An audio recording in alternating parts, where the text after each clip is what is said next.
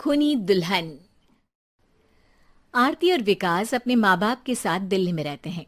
Journalist होने की वजह से विकास को बहुत बार काम के लिए देर रात तक ऑफिस में रहना पड़ता है, जिस पर ज्यादातर आरती जाग कर उसका इंतजार करती रहती है।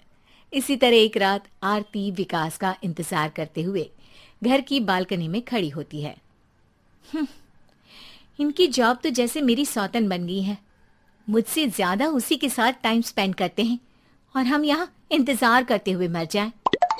अपने आप से ये सब बोलते हुए आरती की नजर मोहल्ले के कोने वाले घर पर पड़ती है, जिसकी लाइट्स ऑन देखकर वो हैरान रह जाती है। ये इस घर की लाइट्स कैसे ऑन हो सकती हैं?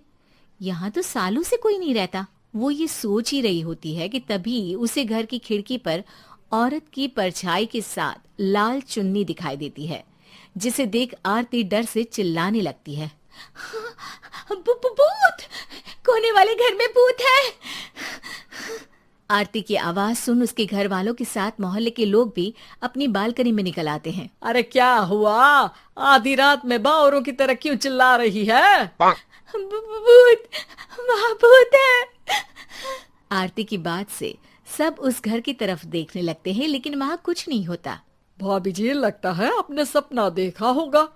मैं बालकनी में खड़ी होकर सोऊंगी क्या? बता रही हूँ, अपनी आंखों से देखा है। घर की लाइट्स ऑन थी और वहाँ किसी का साया भी था। अरे तुम अक्सर विकास भैया के इंतजार में देर रात तक जागती हो ना, क्या पता नींद पूरी नहीं होने की वजह से कोई भ्रम हुआ हो। मोहल्ले के सब लोग और आरती के सास ससुर उसे समझा ही रहे होते हैं कि अचानक उसी घर से किसी औरत के गाने की आवाज सुनाई देती है। आजा ओ मेरे प्रियतम आजा। आवाज सुन सब हैरानी और कंफ्यूजन से उस घर की तरफ देखने लगते हैं कि तभी उन्हें लाल जोड़े में औरत का साया वहां दिखता है, जिसे देख पूरा मोहल्ला सकते में आ जाता है। अरे ये तो कोई दुल्हन है। अरे नहीं नहीं, भूत नहीं है। अरे फिर तो पक्का तेरी दुल्हन है। अरे नहीं नहीं, वो तो मायके गई है। हद है, पहले इससे निपट ले, बाद में इस पर डिस्कशन कर लेना। बड़ा भ्रम बोल रहे थे ना, अब फटी ना सबकी। और नहीं नहीं, मैं किसी से नहीं डरता भाभी जी। भूत जैसा कुछ नहीं होता। या तो इस घर के मालिक यहाँ आ गए हैं, या फिर किसी ने खाली घर देख कर कब्जा कर लिया है। हमें वहाँ जाकर देखना चाहिए। बात में लॉजिक मानकर सब बाहर इकट्ठा हो जाते हैं कि तभी विकास भी वहां पहुंच जाता है। क्या बात है? इतनी रात को पूरा मोहल्ला यहाँ कैसे? भूतिया दुल्हन की वजह से। क्या तुम्हारे अलावा भी कोई दुल्हन भूतिया हो सकती है? इस भूतनी का किस्सा निपटने दो, फिर तुम्हें अपनी भूतनी दिखाती हूँ। अब सारे लोग मिलकर विकास को पूरी बात बताते हैं, जिसे सुन वो भी उनके साथ जाने के लिए तैयार हो जाता है। जिसके बाद वो सब डरते हुए उस घर के सामने जाकर खड़े हो जाते हैं। तुम सब यहीं रुको, मैं अंदर जाता हूँ। अकेले जाओगे? अरे नहीं नहीं, आप सबकी नकली भूतनी भी तो होगी ना मेरे साथ। कैसा मजाक कर रहा है यार। रुक, मैं चलता हूँ साथ में। क्या मैं चलता हूँ? ये क्या गोवा घूमने जा रहे हैं जो मैं भी साथ चलता हूँ? कहीं नहीं जाओगे तुम, यहीं मेरे पास खड़े रहो। बहू, सिचुएशन समझो।